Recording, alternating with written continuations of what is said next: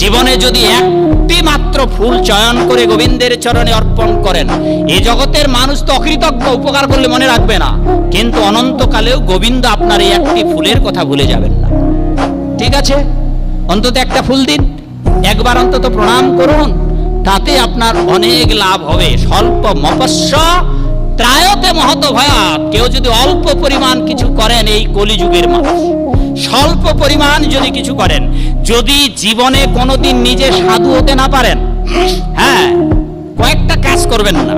যদি সাধু না হতে পারেন সমস্যা নেই, খাওয়া দাওয়ার বাছ বিচার না করতে পারেন সমস্যা নেই, খেতেই থাকুন, সাধু হওয়ার দরকার নেই।